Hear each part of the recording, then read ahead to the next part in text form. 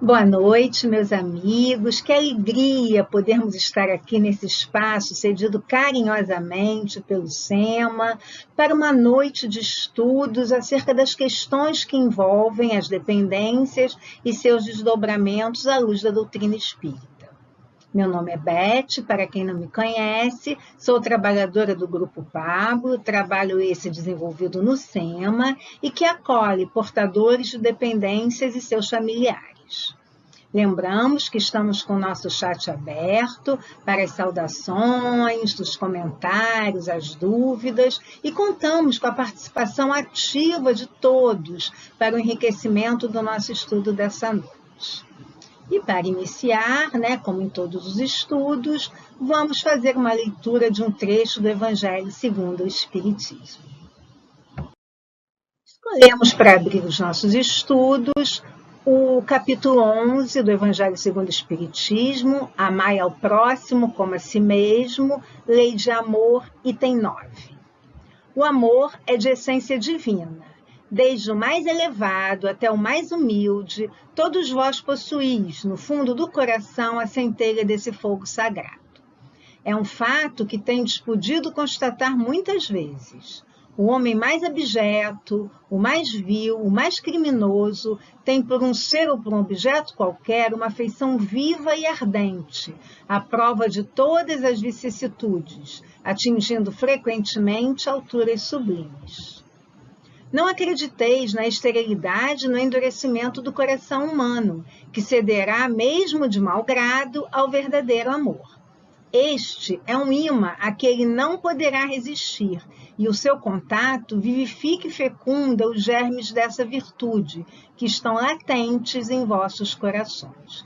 Foi uma mensagem trazida por Fenelon, um espírito, em Bordeaux, em 1861.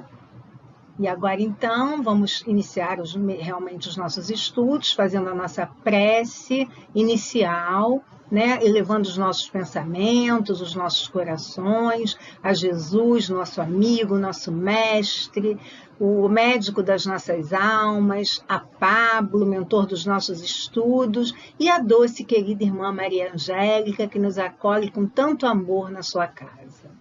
Vamos, então, pedir a esses espíritos de luz que possam nos envolver, que possam nos sustentar durante toda a execução do estudo, clareando as nossas percepções, a nossa mente, para que possamos absorver tudo que foi preparado para nós nessa noite.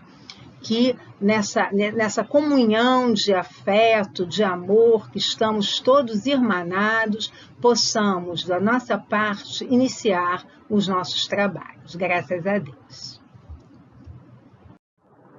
O nosso estudo dessa noite faz parte de uma das ferramentas da recuperação. Nós temos já a nossa terceira ferramenta, nós vimos a primeira, com a Rosa, que foi o corpo, a segunda, na semana passada, falamos de Deus, e hoje nós vamos falar de sentimentos libertadores.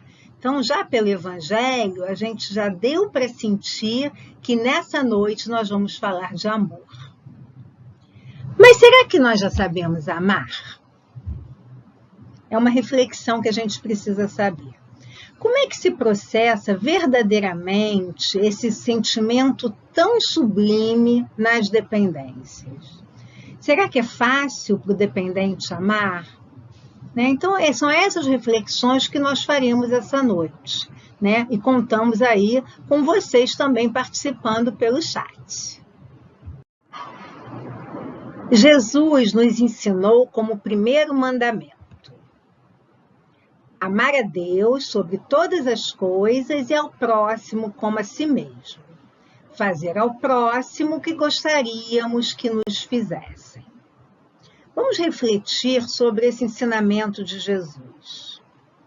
Nós estamos falando de sentimentos libertadores e colocando o amor como o sentimento mais sublime, aquele que nos ajuda a nos libertar. Isso é, a gente só se liberta de alguma coisa através do amor. Mas como é que nós elaboramos esse amor dentro de nós? Como isso se dá? Como amamos e aprendemos a amar? Será que tem uma receita para isso? Aí os espíritos vêm em nosso socorro. Então, os espíritos nos trazem, na questão 768 de O Livro dos Espíritos, a seguinte afirmativa: o homem tem que progredir. Insulado, isto é, isolado, não lhe é isso possível por não dispor de todas as suas faculdades. Falta-lhe o contato com os outros homens. No isolamento, ele se embrutece e se debilita. Isso é uma lei divina, né? A lei da sociedade. Nós precisamos um dos outros para progredir. Não existe progresso no isolamento, nos dizem os espíritos. E vamos tentar entender, então, como é que é esse progresso do homem de uma maneira, digamos assim, mais humana. Isso é, levando em consideração o nosso patamar evolutivo. Progredir é chegar à felicidade, é se libertar dos fantasmas do passado, é se libertar da própria sombra. Mas aí vocês podem me perguntar, mas Beth, para nós, aqui encarnados no mundo de provas e expiações, que felicidade é essa? Como nós podemos progredir e chegar à felicidade? A gente chega à felicidade a cada momento que fazemos uma conquista. Isso gera um momento de felicidade, isso é um progresso. Quando conseguimos nos libertar de um fantasma do passado, de uma sombra, isso também é um progresso. O homem precisa progredir, isso é, ele precisa se libertar, porque quando ele encarna no mundo de provas e expiações, o homem carrega uma série de equívocos, desvios, manchas. Só que sozinho, dizem os espíritos, ele não consegue, porque faltam-lhe ferramentas. Por isso ele encarna ao lado de pessoas importantes, que vão lhe ajudar nesse progresso. Olha aí a nossa mãozinha, né? Entrelaçada, um ajudando o outro. Isolamento não é lei divina. Isolamento é lei de egoísta. E Emmanuel traz para nós uma passagem muito interessante, né? Emmanuel é o mentor de Chico Xavier, que diz que todos nós desejamos seguir para Deus. Isso é um desejo humano, né? E aí, quando a gente fala em amar a Deus, em chegar perto de Deus, a gente viu muito isso no estudo passado.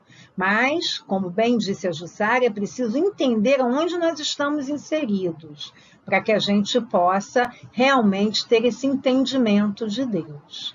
Temos que refletir sobre isso. Então, todos nós desejamos seguir para Deus. Mas entre Deus e nós, o próximo é a ponte. Deus, ele continua, atende às criaturas através das criaturas. Pela sintonia do amor, né? Nós nos atraímos pela sintonia. Portanto, continua Emmanuel, o seu merecimento de receber a dádiva de Deus se dá através do outro. Então é isso, né? Nós só vamos progredir, nós só vamos realmente chegar à felicidade, entender Deus, através dos relacionamentos. Não adianta a gente odiar todo mundo e querer estar perto de Deus, a gente não vai conseguir. Isolados, a gente também não vai conseguir. A convivência ela é fundamental para o nosso progresso. E nós fizemos todo esse preâmbulo para que nós pudéssemos entrar no comportamento do dependente. Como é que se expressa os sentimentos libertadores num comportamento dependente? Alma alguma pode encobrir para si mesma as próprias manifestações no quadro da vida. Quem nos trouxe foi Emmanuel, no livro Espírito da Verdade, no capítulo 34. Então, como é que o dependente ama? Será que o amor do dependente, o amor que o dependente expressa, é um amor que liberta, é um amor saudável ou é um amor adoecido? Como que se manifesta essa relação do dependente com o outro, no quadro da sua vida, no quadro da sua vida de dependente? Será que é que se expressa de forma leve? Existe leveza nessa relação ou essa relação é conturbada? Nós sabemos que tudo na vida são gatilhos. Quando o dependente chega nessa encarnação e se relaciona, e o dependente é bastante egoísta por natureza, como é que isso é manifestado? Como é que se manifesta essa relação do dependente com o outro no quadro da sua própria vida? E para que nós possamos entrar mais profundamente nessas questões, a gente vai trabalhar um pouquinho o comportamento do dependente químico. O dependente químico nativo, ele muda totalmente a sua rotina e, consequentemente, não respeita mais as rotinas da casa onde ele vive. Em consequência disso, a dinâmica familiar também muda em função do comportamento do dependente. O dependente químico nativo, ele tem mudanças variadas no seu comportamento, podendo ficar cada vez mais afastado dos relacionamentos, do convívio com seus familiares, podendo chegar a se isolar e apresentar comportamentos agressivos. E como consequência disso, isso é, depois da tomada de consciência daquela situação, porque no primeiro momento há o sentimento de negação por parte da família, a família não entende e tenta negar esse comportamento dependente dentro ali do núcleo familiar. Depois que a família realmente toma pé da situação, cai em si, a família adoece. E é interessante que, na maioria das vezes, um membro da família adoece mais, desenvolvendo a codependência. Nós já estudamos há 2 semanas atrás, com a Rosa, o comportamento do codependente, né? A Rosa fez uma explanação bastante profunda do comportamento do codependente. Então, hoje aqui, nós só vamos dar umas pequenas pinceladas em algumas características do codependente para que a gente possa dar sequência ao nosso estudo. O codependente tem uma necessidade enorme de controlar o comportamento do outro, o desejo de salvar. Ele vive em função do outro, esquecendo que tem vida própria. Ele se sente incapaz de ser feliz. O codependente se sente responsável pela dependência do outro e, por isso, ele vive uma culpa imensa. E, em função disso, ele quer de todas as formas mudar o comportamento do outro, porque ele tem que consertar aquilo que ele acha que é responsabilidade dele ter estragado. Vamos fazer aqui uma analogia para que isso fique bastante entendido. Se eu vou para a cozinha fazer uma comida e eu queimo essa comida, e aí eu vou me sentir responsável porque as pessoas, os outros, não vão poder comer. Então, eu vou querer ir para a cozinha outra vez, fazer outra comida e resolver o assunto que eu criei queimando a comida. Funciona mais ou menos assim. O codependente se acha responsável pelo desenvolvimento da dependência do outro. E, com isso, ele quer consertar, ele quer arrumar. Ele acha que ele tem condição de consertar aquilo que está estragado. Na cabeça dele, é óbvio. E esse comportamento, ele gera uma expectativa tão grande em relação ao outro, que se desdobra em algumas características que nós vamos estudar aqui hoje. E um dos desdobramentos dessa relação adoecida são as ilusões. Somos nós mesmos que nos iludimos por querer que as criaturas deem o que não podem e que ajam como imaginamos que devam agir. Como resultado, sofremos constantes frustrações e decepções crônicas. Quem nos traz isso é Hamed, no livro As Dores da Alma. E é assim que o codependente age em relação ao outro, porque acha que o outro deve agir de acordo com o que ele imagina, isto é, quer que o dependente mude o comportamento, seja a pessoa que ele quer, que ele idealize, que ele abandone a dependência, não tenha mais os comportamentos compulsivos que apresenta, ou seja, o codependente quer que o dependente mude a sua forma de ser. E como isso não acontece, como consequência desse fato, ele se frustra e se decepciona.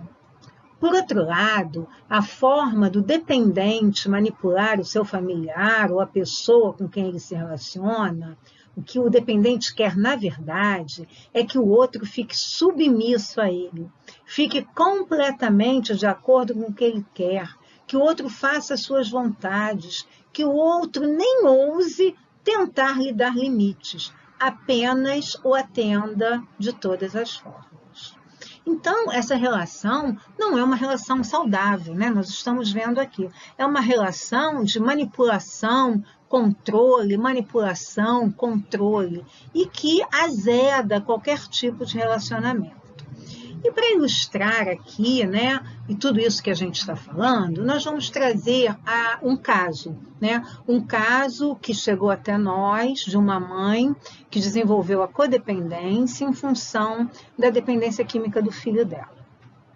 O filho, nessa época, um rapaz de 16 anos, começou a se comportar de maneira diferente do que ele era.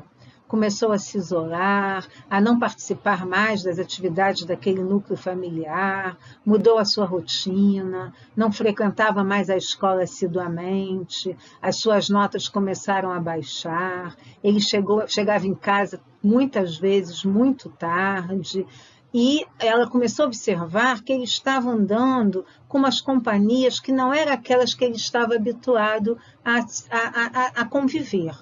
E aí ela foi reparando que ele estava tendo um comportamento diferente. Até que ela descobriu, mexendo lá nas coisas dele, um punhado de maconha. E aí foi pânico geral. Ela entrou em desespero, entrou em paranoia. Começou a achar, num primeiro momento, que aquilo não era dele, que ele estava guardando aquilo para alguém. Mas aí, quando caiu a ficha, ela começou a achar que precisava salvar o filho dela, porque, afinal de contas, foram as más companhias que levaram aquele menino àquela situação, e ele teria que ser salvo. E aí, o que ela fez? Ela mudou completamente a rotina da sua vida, porque começou a viver em função do filho. A primeira providência dela foi buscar uma aposentadoria programada. Ela entrou naqueles planejamentos na empresa dela de aposentadoria antecipada e se aposentou, para que ela pudesse tomar conta daquele menino de perto. E aí, ela começou, desenvolvendo um comportamento codependente, ela começou a vigiar, a controlar, a manipular a vida daquele filho. Tudo por amor. O tempo foi passando sem que nada mudasse. E o rapaz, já com 18 anos, não permitia mais que ela levasse e buscasse para todos os lugares. Já dirigindo, ele chegava em casa muitas vezes embriagado, porque ele também bebia muito, e na maioria das vezes drogado. E ele ficava ali no carro mesmo, ele entrava na garagem e não subia, porque ele queria evitar qualquer tipo de discussão com a mãe dele. E ela, controlando ele o tempo todo pelo telefone celular, embora ele não atendesse, muitas vezes descia para a garagem de madrugada, isso quando ela não saía para procurá-lo pelas ruas, no próprio carro dela. Então ela descia na garagem a fim de esperá-lo e ajudá-lo a subir para o apartamento, para que os vizinhos não vissem toda aquela situação. Quer dizer, a intenção dela era encobrir todo aquele quadro, toda aquela doença. E, em consequência disso, toda a família adoeceu. O casamento dela começou a degringolar, ela já não se entendia tão bem com o marido, porque o marido também não aceitava aquela situação, mas ela queria manter aquele núcleo, ela queria manter aquela relação, aquele casamento, porque ela achava que assim ela estaria propiciando um ambiente mais saudável para o filho. Ela possuía uma outra filha, menor do que o filho, que ela abandonou completamente, porque ela não tinha tempo para ela. Essa filha não apresentava problemas, e o filho era o foco de toda a sua atenção. A filha não tinha tantas necessidades assim quanto o filho, então poderia ficar por conta própria. E aí, depois disso tudo, ela começou a desenvolver uma série de doenças físicas, hipertensão arterial, diabetes, e culminou no aparecimento de um tumor maligno.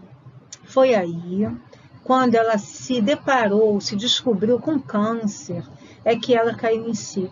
Ela viu o quanto ela estava se prejudicando, porque todos os esforços que ela fazia em nome do amor, né, por amor, não conseguiram tirar o seu filho daquelas questões das dependências. Ele continuava agindo da mesma forma, chegava em casa drogado, quando não se drogava em casa mesmo.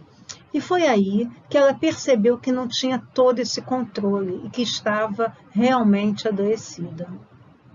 Resolveu então procurar ajuda e, pesquisando na internet, descobriu grupos de apoio a familiares de dependentes. Descobriu o Naranon, um grupo de apoio a familiares de dependentes químicos, e começou a frequentar as reuniões. Foi aí que ela começou a entender que não possuía controle algum sobre a doença do filho. Junto com o grupo de apoio, ela procurou também a psicoterapia, que ajudou muito no processo de autoconhecimento, isso é, aquele mergulho para dentro dela mesma, para que ela pudesse entender que esse amor que ela sentia não era um amor saudável, era um amor adoecido, desequilibrado, de controle, de manipulação, que a estava afastando do filho e de toda a família. Ela entendeu que ela era jogada para esse amor porque a sociedade, por ter uma visão distorcida dessas situações, entendia que uma mãe com um filho nessas condições precisa sofrer, não pode ser feliz, não pode ter vaidade, não pode sair, não pode frequentar ambientes sociais, festas, tem que estar o tempo todo vivenciando sentimentos de menos-valia, porque precisa o tempo todo viver em função do filho. Isso é muito característico na nossa sociedade. Os familiares de um dependente não têm direito à vida, porque eles precisam, segundo a nossa sociedade, viver em função do seu dependente. E essa é uma questão que precisamos refletir muito, porque o outro é o outro. Sabemos que a gente não salva ninguém, a gente não muda ninguém, mas nós temos condição de nos salvarmos, de mudarmos o nosso comportamento, as nossas atitudes, os nossos sentimentos. E aí, essa mãe começou a desenvolver dentro dela um outro tipo de sentimento. Esse mergulho que a terapia e as reuniões do Naranon ajudaram a realizar, proporcionaram nela que ela desenvolvesse dentro dela mesma sentimentos que foram fazendo com que ela se olhasse mais e olhasse para esse filho de outra maneira, como uma pessoa que estava adoecida, como uma pessoa que precisava de ajuda, sim, mas não o tipo de ajuda que ela anteriormente estava oferecendo, mas uma ajuda saudável, apontando os melhores caminhos, mostrando as consequências a que esse comportamento do filho poderia chegar. Mas sem forçar nada, sem manipular, porque entendi agora que todos têm escolhas e não se pode escolher pelo outro. E com o passar do tempo, com a mudança dela, houve uma mudança estrutural nesse núcleo, nessa dinâmica familiar. O casamento começou a tomar um rumo melhor. Ela voltou a participar saudavelmente da vida da filha, que ela tinha até então abandonado. Hoje, ela continua participando dos grupos, continua fazendo terapia, seu tratamento contra o câncer teve sucesso, resultado da mudança do posicionamento dela, da conduta dela. O filho também procurou ajuda, procurou terapia, procurou também um grupo, né, o NA, Narcóticos Anônimos, e hoje, se ele continua usando drogas, é de uma maneira que ela nem percebe, segundo relatos dela. O menino também se mudou, não mora mais na casa dela, e eles conseguem conviver hoje de uma maneira saudável. Então, meus irmãos, meus amigos, esse caso ilustra de uma maneira muito clara, né? Aquilo que quando a gente tenta manipular, quando a gente tenta controlar, quando a gente tenta invadir, né? Sem respeito, como Hamed diz, só vai gerar frustrações e decepções. Então, vamos ver as consequências desse controle, nessa relação, né, do dependente, principalmente com o familiar. A ação de controlar os outros se transforma, com o passar do tempo, em um nó que estrangula lentamente as mais queridas afeições. Se continuarmos a manter essa atitude manipuladora, veremos em breve se extinguir o amor dos que convivem conosco. Eles poderão permanecer ao nosso lado por fidelidade, jamais por carinho e prazer. Também é do livro As Dores da Alma, de Hamed. Olha aí a nossa figurinha, né? Quando a gente começa a adotar esse comportamento de achar que o outro é a nossa marionete, que a gente pode manipular, controlar o seu comportamento, as suas ações, as suas atitudes, nós acabamos afastando, né? Azedando essa relação. Porque não é a dependência entre um e outro que estrangula os relacionamentos, e sim a manipulação, o desejo de controle, principalmente do familiar.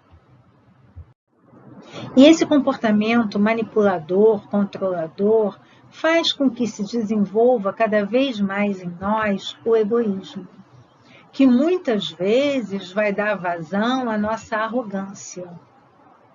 Arrogância de quê? Arrogância de que, por apego às convicções pessoais, nós temos a resposta para tudo. Pelo gosto por julgar e rotular a conduta alheia, nós desprezamos os esforços e os valores alheios. Pela nossa necessidade do exercício do poder, nós bloqueamos a nossa habilidade de empatia. Pela nossa rejeição a críticas ou a questionamentos, nós nos julgamos aptos a conhecer o que se passa no íntimo do próximo.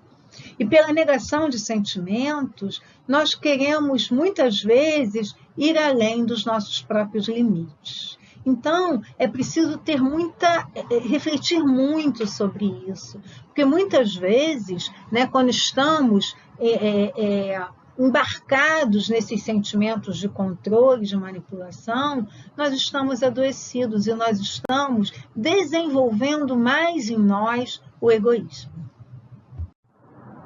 Vamos agora tentar entender a diferença que existe entre a manipulação, que é o amor adoecido, e o amor, que é saudável.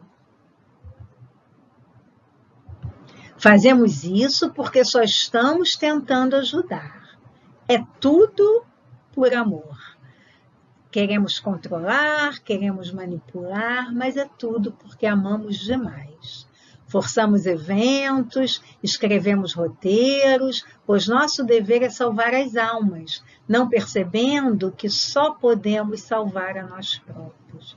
Então, quando a gente está manipulando, a gente não está salvando ninguém, porque a gente não consegue salvar ninguém, né? A gente está muito dificilmente nós conseguimos, através do autoconhecimento, desse mergulho dentro de nós, salvar a nós mesmos. É um esforço hercúleo. Mas é muito difícil para aquele que não está se percebendo entender que ele está manipulando e não está amando. Há uma linha muito tênue, né? Uma linha muito fina entre a manipulação e o amor. Na manipulação, quando a pessoa não faz aquilo que você idealiza, né? Aquilo que você idealiza por amor, a mágoa, ela é muito mais evidente, ela é muito mais profunda, ela é muito mais sentida, ela é muito mais prolongada, porque a pessoa entra naquele círculo vicioso do salvacionismo. Eu preciso salvar, eu tenho que salvar, aí eu não consigo, aí eu me frustro, aí eu magoo, aí eu fico ressentida, e aí eu tento salvar de novo, e aquilo gera um círculo vicioso doentio. Ao passo que Quem ama de forma saudável pode até se frustrar diante de uma recusa, mas é uma frustração quase que passageira. A pessoa se frustra, mas retorna à vida porque ela respeita. Ela não manipula, ela respeita a opinião, o sentimento, a recusa do outro. A manipulação não é libertadora, ela aprisiona no ressentimento, na mágoa. Mas aí vocês podem me perguntar, mas de que maneira então, né, a gente consegue perceber e corrigir isso? Como é que a gente consegue amar ao invés de manipular? Através do desenvolvimento das nossas habilidades, que vão nos libertar de toda essa doença da manipulação e do controle. Não para que nós possamos sair, né, desse comportamento controlador, manipulador, ingressar no amor saudável, é preciso desenvolver habilidades humanas. Vamos destacar aqui a inteligência emocional, que é a consciência que eu tenho das minhas próprias emoções. A inteligência emocional é a capacidade de identificar e lidar com as emoções próprias e a dos outros. É a capacidade de reconhecer os nossos próprios sentimentos e os dos demais, de nos motivarmos e de manejar adequadamente as relações. E uma outra habilidade é a empatia, que é a capacidade de reconhecer as emoções do outro por meio da minha inteligência emocional. Porque é a capacidade de se identificar com outra pessoa, de sentir o que ela sente, caso estivesse na mesma situação vivenciada por ela, ou seja, é a capacidade de procurar experimentar de forma objetiva e racional o que sente o outro, a fim de tentar compreender os seus sentimentos, as suas emoções. Então, por exemplo, a gente, em resumo, poderia dizer que a empatia é se colocar no lugar do outro. E a empatia e a inteligência emocional, elas trazem a reboque a compaixão. A empatia e a inteligência emocional são mecanismos que desembocam na compaixão.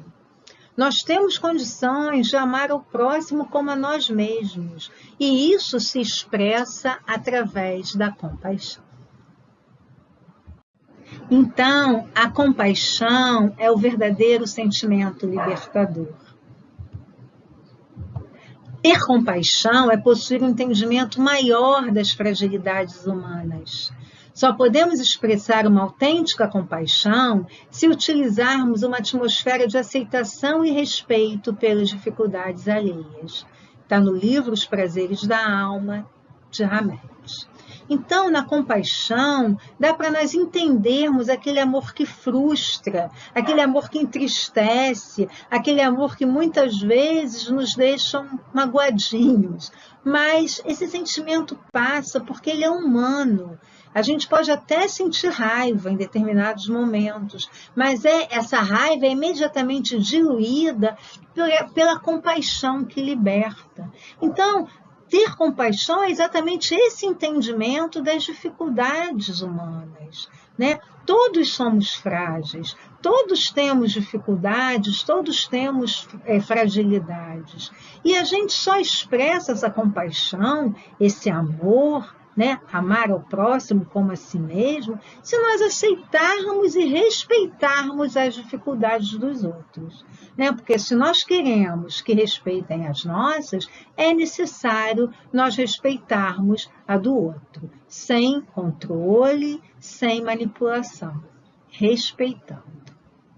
Estamos então agora chegando aos momentos finais do nosso estudo, né, que nós esperamos que tenha sido um estudo esclarecedor, que tenha mostrado a vocês a verdadeira diferença entre esse amor adoecido, que muitas vezes nós desenvolvemos na tentativa de amar, com o verdadeiro amor, aquele que Jesus veio nos ensinar quando encarnou entre nós.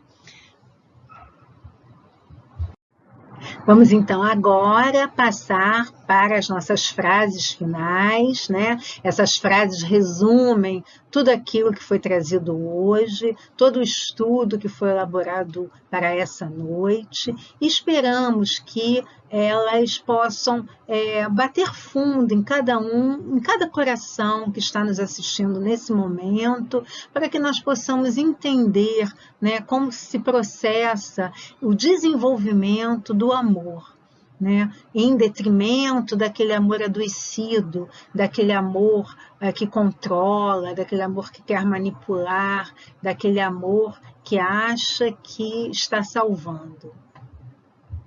Meu amor convive com o meu egoísmo e o meu orgulho. Meu egoísmo quer que o outro me ame do meu jeito. Meu orgulho quer impor ao outro o amor que quero dar. Pensando ter um amor imenso, desgoverno meus sentimentos. Meu amor só é saudável amando com equilíbrio. Equilibrar meus sentimentos diversos é o caminho.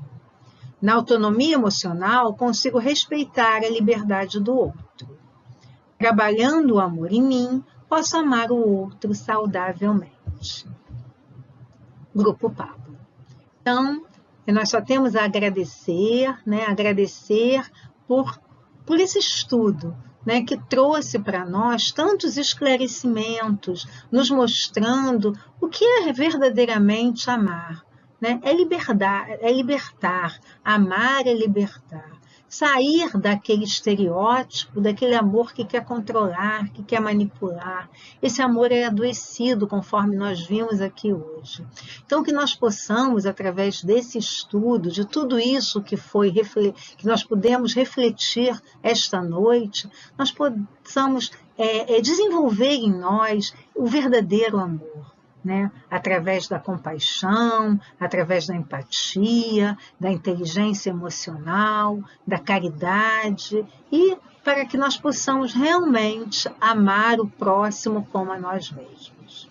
Passamos então agora a nossa oração final e o nosso sentimento é de gratidão.